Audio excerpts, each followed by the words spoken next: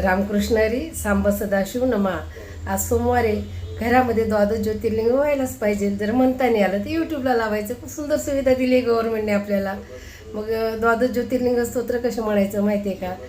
सौराष्ट्र सोमनाथाचं श्री शैल्य मल्लिकार्जुनम उज्जनीयमा कालम ओंकारे ममलेश्वरम प्रैल्य वैजनाथाचं ढाकिण्या भीमशंकरम सेतुबंदितु रामेश नागेश दारू कावणे वाराणशा तु विश्वेश त्र्यंबकम गौतमी तटे हिमालये तु केदारम घृष्णेश्वर शिवालय एतानी ज्योतिर्लिंगानी साये प्रातपट्टेनर सप्तजन्मकृत पापस्मरणे विनश्यती श्री द्वादश ज्योतिर्लिंग स्तोत्र संपूर्ण असं म्हणायचं. म्हणताना आलं मी बोलले ना मागाशी यूट्यूबला लावायचं.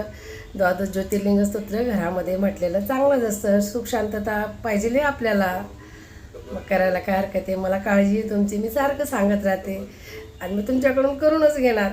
तुम्ही मला काही म्हणत आई रोज रोज तेच सांगते. नाही, नामचिंतन करा, नामस्मरण करा. रामकृष्ण हरी, सांब सदाशिव नमः.